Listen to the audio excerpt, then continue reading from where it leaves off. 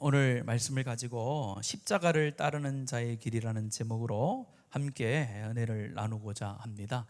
다시 말해서 하나님의 말씀을 가르치는 자, 하나님 앞에 일꾼된 자의 모습에 대해서 한번 살펴보기를 원하는데요.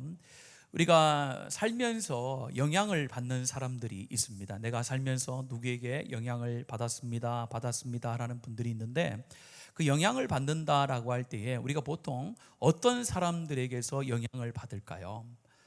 예를 들면은 말을 잘하는 사람들, 또 말을 많이 하는 사람들, 많은 지식이 있는 사람들, 그런 사람들에게도 우리가 다른 인사이트를 얻을 수도 있겠지만은, 실제로 우리의 삶을 보면은 우리 가까이 있는 사람 중에 우리가 존경할 만한 삶을 살아가는 사람들, 그런 사람들 보면서 나는 저런 사람의 삶을 닮고 싶다라고 하면서 그 사람을 따라하다 보면은 그 사람을 닮게 되어지는 경우가 참 많잖아요. 오늘 바울 사도가 말씀합니다. 이 하나님 앞에서 가르치는 자의 삶이라는 것은 말을 많이 하고 많은 지식을 가진 것이 아니라 하나님 앞에서 이 다음에 세 가지의 각오와 세 가지의 모습이 있는 사람이어야 한다라고 말하면서, 나는 너희들 가운데 이런 사람으로 지금 다가가고 있다라고 그렇게 고린도 성도들에게 이야기를 하고 있습니다. 첫 번째로 그 모습이 무엇이냐면은, 하나님 앞에 말씀을 가르치는 자, 또 앞에서 인도자가 되어지는 자는 9절에서 13절의 말씀에 보면은 고난을 감수하는 자의 태도가 있어야 된다는 겁니다. 그러니까 하나님 앞에서 지도자라는 것, 하나님 앞에서 세움을 입는 자들은 고난도 감수할 수 있는 삶의 태도를 가지고 있어야 된다는 겁니다. 오늘 9절 말씀에 보면 이렇게 말씀합니다. 내가 생각하건대 하나님이 사도인 우리를 죽이기로 작정된 것 같이. 첫 번째, 자기들을 뭐라고 정의를 내리냐면은 죽이기로 작정된 자 같이다라고 그렇게 말합니다. 죽이기로 작정된 자. 그 다음 뒤에 또 나옵니다. 9절 뒤 후반절에 보면은 끄트머리에 두셨으며 우리는 세계 곧 천사와 사람에게 구경거리가 되었노라, 이렇게 얘기하는 거예요. 자신의 사도로서 말씀을 가르치는 자로서 지금의 모습을 이야기하면서 두 가지로 표현하는데, 죽이기로 작정된 자 같았다라고 이야기하고, 두 번째는 세계 곧 천사와 사람에게 구경거리가 된 자처럼 내가 역임을 받고 있다라는 겁니다. 요거를 조금 설명을 하면은, 죽이기로 작정된 자라는 것은 이런 내용이에요. 우리가 로마 시대에 전쟁을 합니다. 전쟁을 하면은 승리한 사람이 패배한 사람들을 데리고 포로로 삼죠. 그래서 포로로 사람들을 데리고 와요. 데리고 올 때에 승리에 대해서 환호하는 그 군중들 앞에 사람들을 끌고 옵니다. 이게 길에 환호하는 사람들 사이로 그 포로들을 쭉 끌고 와요. 끌고 와서 맨 마지막에 그 사람들에게 조롱거리로 삼고 죽일 때 쓰는 단어라는 거예요. 그러니까 조롱거리가 죽이기로 작정된 자라는 것은 포로가 되어져서 또 그 사람들에게 조롱을 당하고 곧 죽게 되어질 그런 상태에 바울 사도가 있었다라는 것을 말하고, 또 뒤에 나와 있는 세계고 천사와 사람에게 구경거리가 된 자다라는 것은, 구경거리가 된다라는 표현은 무엇이냐면은 극장이란 표현이고 연극 무대라는 거예요. 그래서 자기가 수많은 사람들에게서 극장 위에 있는 무대 위에 올라가서 이제 고난을 받고 죽는 사람처럼 그런 모습으로 자기가 지금 있다라는 겁니다. 그러니까 바울 사도가 고린도 교회를 향하여서 편지를 쓰면서 자기가 그리스도의 대사로서, 그리스도의 제자로서 그리스도를 전달하는 자로서 부귀영화를 누리면서 살아갔던 것이 아니라 이런 처지에 자기가 있다라는 것을 가르치는 거예요. 나는 그런 처지에 있다라고 말하면서 그 뒤에 말씀에 보면은 아주 상세하게 11절부터 13절에 말하고 있습니다. 11절 13절까지 보면요, 굶주림을 당하고 헐벗음을 당하고 매맞음을 당하고 정처 없이 다녔고 수고하고 손으로 일하여 살았고 욕을 먹었고 박해를 받았고 비방을 받았다, 이렇게 얘기하는 거예요. 바울 사도의 모습, 하나님의 일꾼의 모습을 이야기하는 거예요. 이것은 무엇을 말하느냐? 하나님의 일꾼은 고난과 핍박을 받아야 되고 또 있어야 되고, 그것을 준비하는, 그것에 대해서 내가 마땅히 여길 줄 아는 그런 삶의 태도가 있는 자가 하나님의 일꾼이다라는 것을 본인을 통하여 강조하고 있는 것입니다. 오늘 우리가 교회 안에서도 많은 일꾼들을 뽑습니다. 그래, 일꾼을 뽑으면요, 우리가 그 일꾼을 처음 일꾼을 뽑아서 일을 할 때는 열심히 할 때가 있어요. 열심히 해요. 근데 나중에 그 일을 그만둘 때가 있어요. 그만두면서 많은 사람들이 다 핑계를 대죠. 어떤 핑계를 댑니까? 우리 교회는 아무도 그만두는 분이 없어가지고 핑계를 몰라요. 예, 핑계를 몰라요. 근데 대부분 보면은 어떤 핑계를 해요? 내가 이걸 하면서 마음이 늘 즐겁고 집안이 너무 형통하고 건강도 좋고 아무 문제가 없으면은 그 사역을 그만둘까요? 그만두지 않죠.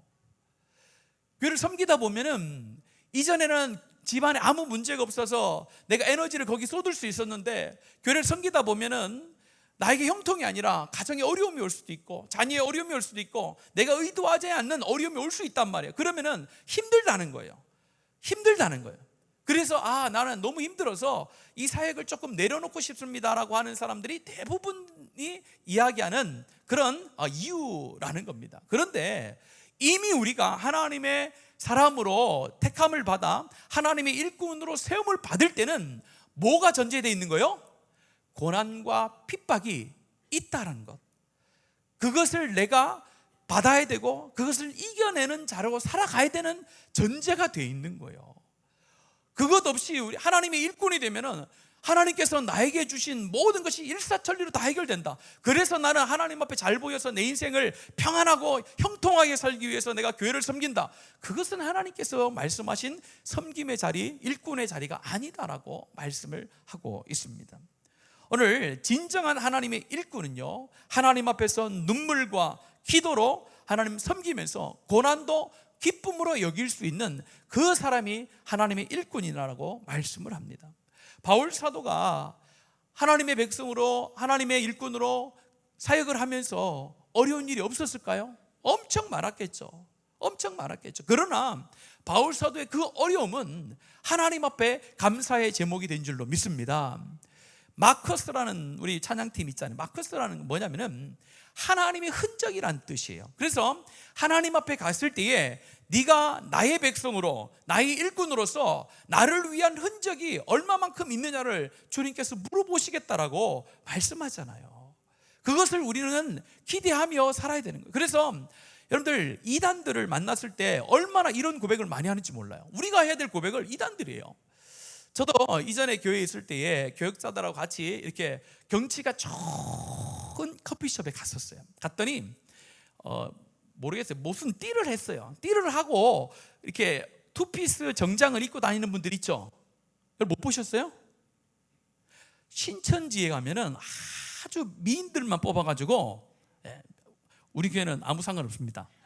미인들만 쫙 뽑아가지고 투피스를 쫙 해가지고 여기다 쫙 띄고, 그 명칭이 뭔데 뭐라고 돼 있어. 하여튼 아주 멋있는 이걸 하고 나서 그 사람들이 커피를 먹고 있을 때가 있어요. 그래서 너무 보기가 싫은 거예요. 한 20-30명이 모여있는. 그래서 가면서 여러분들 거기에 빠지면은 여러분들 지옥 가요.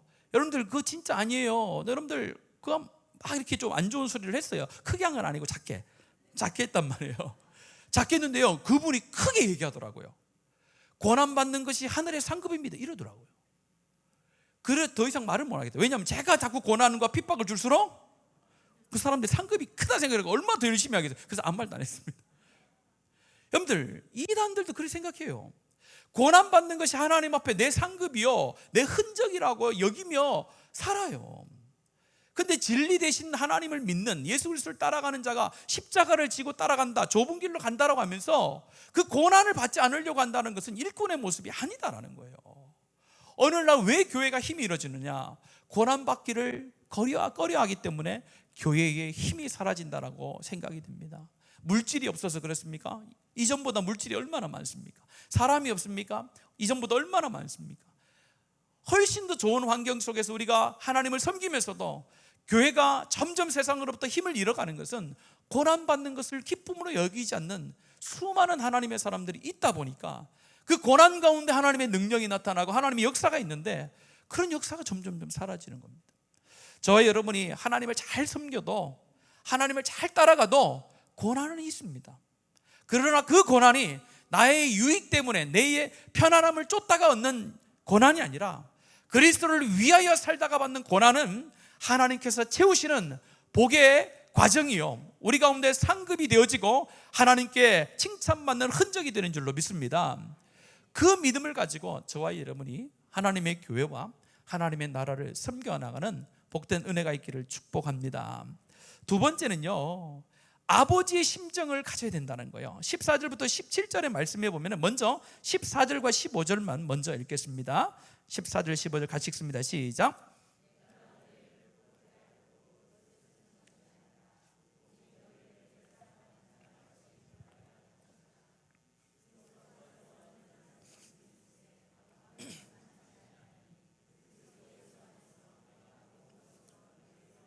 아멘. 이게 바울 사도의 마음이라는 거예요. 하나님 앞에 부름받은 자의, 하나님의 교회와 하나님을 섬기는 자의 마음이 어떠해야 되는가를 14절과 15절이 명확하게 보여주는데요, 14절에 보면은 내가 너희를 부끄럽게 하라고 이렇게 쓰는 것이 아니다라는 거예요. 내가 너희들에게 지금 내가 그런 고난을 받았음에도 불구하고 불평하지 아니하고 욕을 먹었을 때 그 사람을 축복하고 박해를 받았을 때 참고 비방을 받을 때에 도리어 그들을 향하여서 좋은 말로 권면했던 이런 삶을 살아가는 나의 모습을 너희들에게 이야기하는 것은 너희들을 뭐 어떻게 해요? 부끄럽게 하려고 하는 게 아니라는 거예요. 내가 내 자랑을 해가지고 나는 이렇게 사는데 너희는 그렇게 살지 못하느냐, 이런 말로 하는 것이 아니라 뭐라고 말씀합니까? 14절 끝에 보면은 오직 너희를 내 사랑하는 자녀같이 권하려 함이라. 뭐요? 바울 사도가 지금 고린도 교회 성도를 향하여 뭐같이라고 표현합니까? 자녀같이 생각하기 때문에 너희들 가운데 내가 이런 말을 하는 것이다 라고 하면서 15절에 말합니다. 그리스도 안에 1만 스승은 있대. 여기서 스승이라는 것은 지식을 전달하는 사람을 말하는 거예요. 아버지는 많지 아니하니 라고 말합니다. 그러면서 그리스도 예수 안에서 내가 복음으로서 너희를 낳았다, 내가 너희의 아버지다라고 이야기를 하는 거예요. 교회를 섬기는 자들은 아비의 마음, 아버지의 마음이 있어야 될 줄로 믿습니다. 아버지의 마음이 있어야 돼요. 여러분들, 하나님의 교회 가운데 1만 스승은 많대. 뭐요? 지식과 지혜를 가르쳐주는 사람들, 지적하는 사람들 많다라는 거예요. 그러나 뭔 없다고요? 아비는 없다라는 거예요. 아비는 뭡니까? 지적하고 하기 전에 인내하고 참아주고 기다려주는 거예요. 그냥 계약적인 관계가 아니라 생명의 관계인 거예요. 여러분들, 우리가 교회 가운데서 서로를 향하여서 가지고 있어야 될 마음이 바로 서로 아비의 마음이라고 믿습니다. 서로를 향하여서 부족한 것에 대해서 이야기할 수 있어요. 맞죠? 부족한 것에 대한 이야기해서 고치고 조금 더 성숙한 교회와 성도로 만들어 나가야 돼요. 그러나 먼저 생각해야 될 것은 내가 그 사람을 향하여 어떤 마음이 있어야 된다는 거예요? 그렇죠. 아비의 마음이 있느냐를 살펴봐야 되는 거예요. 1만 스승의 마음으로 권고하고 지적하고 하면요, 관계는 어떻게 될까요? 깨지는 거예요. 그래서 조심해야 되는 거예요. 내가 저 사람을 향하여서 진짜 복음으로 내가 나았다라고 할 수 있는 사람, 내가 저 사람 앞에서 저 사람이 내가 아버지로 여기고 저 사람이 내 아들로 여기는 그런 믿음의 관계, 그런 관계가 돼 있느냐 안 되는 먼저 봐야 되는 거예요. 그러기 위해서는요, 우리가 서로 가운데 뭐요? 믿음의 아비의 마음, 아버지의 마음을 서로 간에 가질 수 있어야 되는 거예요. 그 마음을 가지고 서로를 향해서 뭐요? 권고도 할 수 있습니다. 충고도 해줄 수 있습니다. 잘못된 것을 이야기할 수 있어요. 그때 자녀로 여기는 자는요, 그걸 받아들일까요? 거부할까요? 받아들이게 된다는 거예요. 그때 하나님의 역사와 변화의 은혜가 있다라는 겁니다. 근데 우리는 자꾸 착각해요.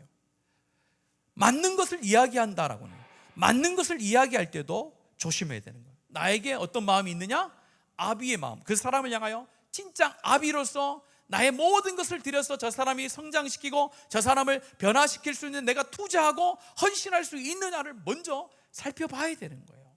그래야 하나님 앞에 변화의 역사가 일어나는 것입니다.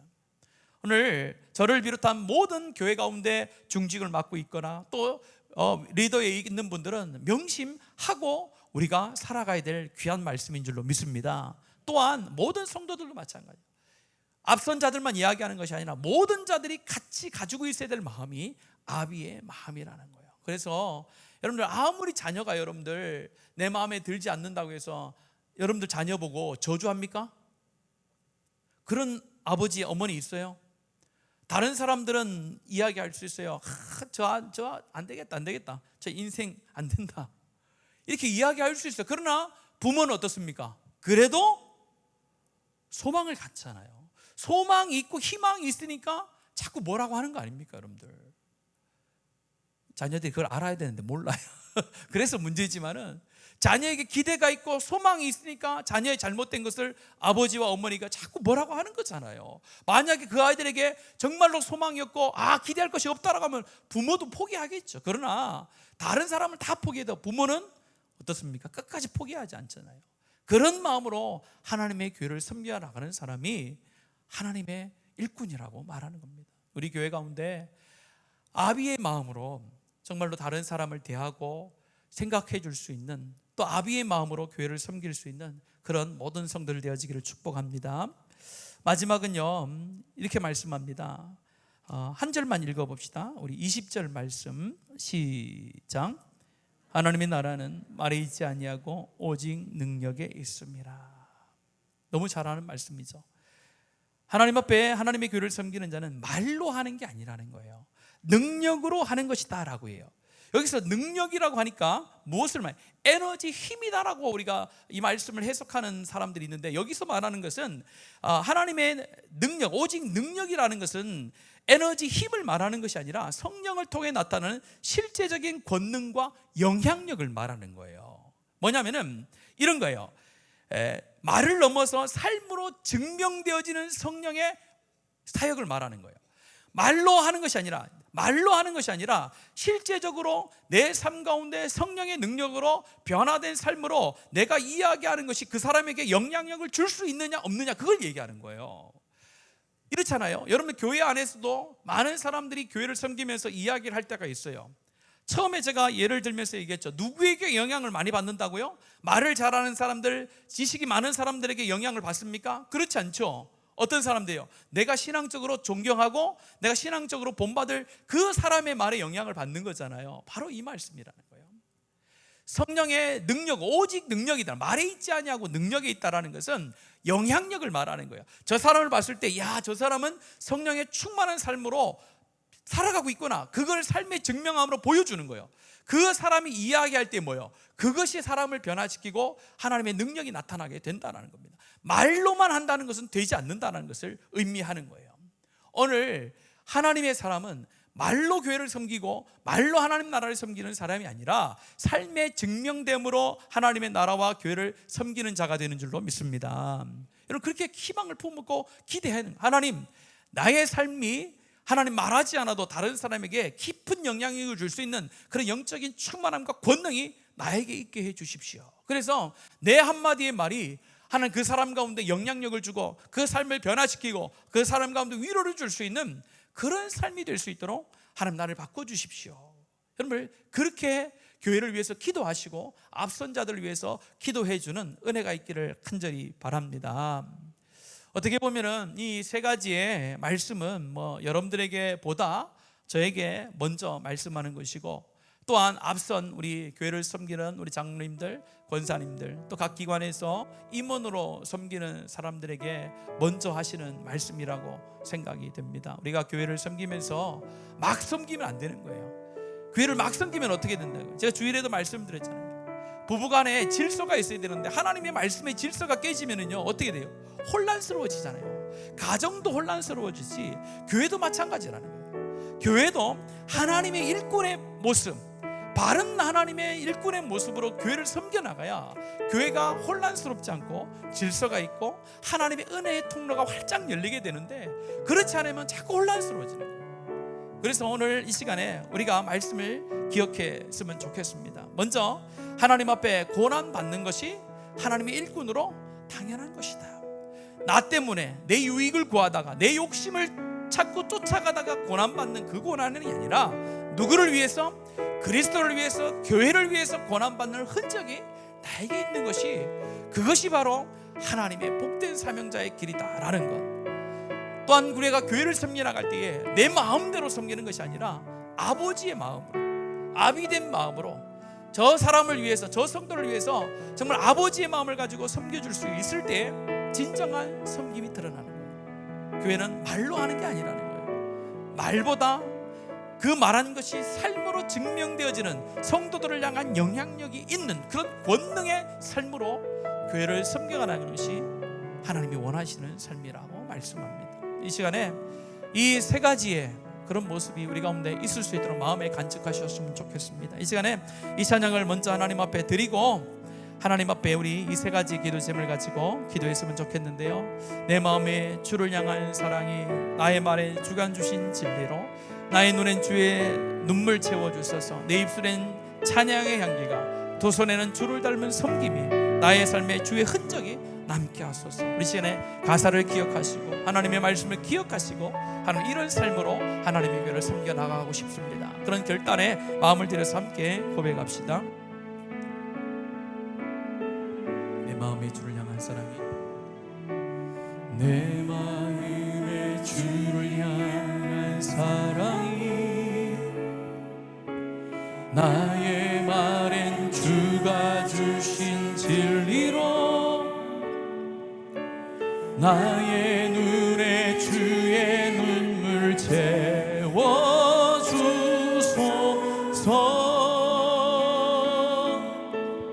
내 입술에 찬양의 향기가, 내 입술에 찬양의 향기가, 두 손에는 주를 닮은 섬김이, 나의 삶에 주의 흔적 남게 하소. 다시 한번 고백합시다. 내 마음에 주를 향한 사랑이,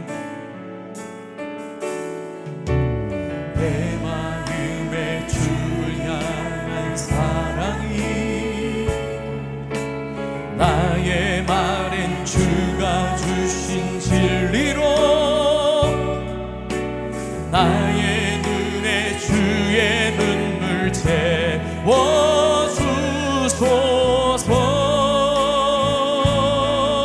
아멘. 내 입술에 찬양의 향기가, 내 입술에 찬양의 향기가, 두 손에는 주를 닮은 섬김이, 나의 삶에 주의 흔적 남게 하소서. 하나님의 사랑이, 하나님의 사랑이 영원히 함께한 십자가의 길을 걷는 자에게, 순교자의 삶을 사는 이에게, 조롱하는 소리와 세상 유혹 속에 주의 순결한 신부가 되리라. 내 생명 주님께 드리리. 다시 한 번 더 고백합시다. 하나님의 사랑이 영원히 우리와 함께합니다. 하나님의 사랑이 영원히 함께하리. 십자가의 길을 걷는 자에게. 아멘. 아멘. 조롱하는 소리와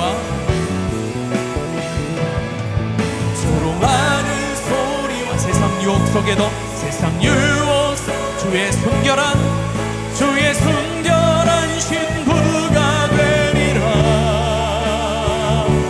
내 생명 주님께. 마지막으로 다시 한 번 더 고백합시다. 하나님의 사랑이 저와 여러분의 삶 가운데 영원히 함께하는 줄로 믿습니다. 하나님의 사랑이 영원히 함께 십자가의 길을 걷는 자에게, 순교자의 삶을 사는 이에게. 아멘. 조롱하는 소리와 세상 유혹 속에도 주의 순결한 신부가 되리라. 내 생명 주님께, 내 생명 주님께, 내 생명 한번 우리의 모든 삶을 주님께 드립니다. 내 생명 주님께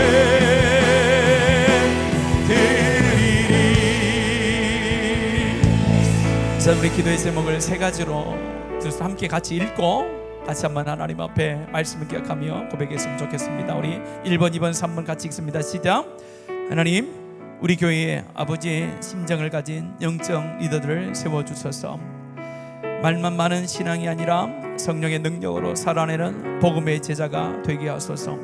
스승이 아닌 아버지의 심정으로 한 영을 붓는 교회가 되게 하소서. 먼저 우리 이 세 가지의 기도 제목을 가지고 주의 이름을 부르고 기도할 때에 여러분 자신이 그런 삶이 되게 하시고 우리 교회 모든 성도들이 이런 삶을 하나님 기억하고 살아내는 복된 역사가 있도록 먼저 우리 세 가지를 기억하며 주의 이름을 부르고 같이 한번 교회를 위해서 자신을 위해서 기도합니다.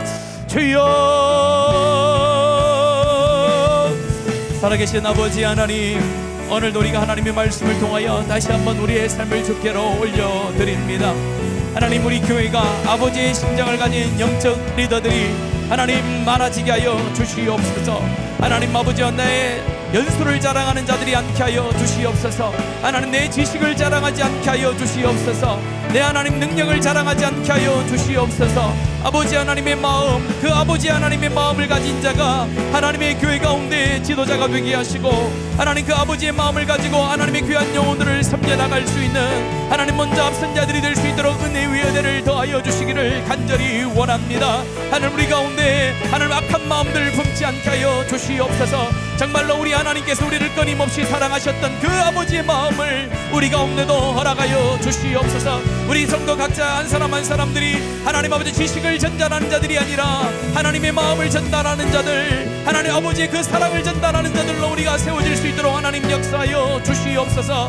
또한 하나님 아버지, 우리가 아버지의 마음으로 한 영혼을 귀하게 여기며 하나님의 영혼들을 세워나갈 수 있는 교회가 되게 하여 주시기를 원합니다. 그저 하나님의 사람의 관계가 아니라 하나님 영적인 아버지와 아들의 관계가 하나님 이루어지는 그런 우리의 성도들이 될 수 있도록 하나님 함께하여 주시옵소서. 하나님, 먼저 앞선 우리가 하나님 앞에 아비의 심정으로 하나님 고난도 하나님 기쁨으로 받아들일 수 있는 자로 정말 하나님 말이 아닌 하나님의 권능의 능력으로 성령의 능력으로 하나님의 교회를 섬겨나갈 수 있는 은혜가 우리 가운데 일어나게 하여 주시옵소서. 하나님, 우리가 교회를 섬겨나갈 때 내 마음대로 섬겨나가는 것이 아니라 하나님의 법대로, 하나님의 말씀대로, 하나님의 마음대로, 하나님의 원하시는 대로 하나님의 교회를 섬겨나갈 수 있는 하나님의 지도자들이 다 될 수 있도록 은혜의 은혜를 부어주시옵소서. 오늘 이 마지막 시대에 하나님 우리 교회를 통하여 이런 지도자들이 세워지게 하시고 이런 하나님의 백성들이 하나님의 교회를 섬겨나가게 하여 주셔서 우리 교회 하나님 이 지역을 책임지며 이 지역을 하나님의 복음의 땅으로 만들어낼 수 있는 하나님의 교회가 될 수 있도록 하나님 역사하여 주시옵소서. 오늘 이 밤에도 하나님의 교회를 위하여 기도할 때에 하늘 문을 여시고 우리 교회를 기뻐하시고 우리 교회가 변화되어지는 역사, 하나님 그런 삶을 살아내는 역사가 있도록 주여 역사하여 주시옵소서. 변함없이 하나님 앞에 기도하는 주의 심령들의 이 기도를 들으시고 이 땅 가운데 하나님의 역사로 보여 주시옵소서.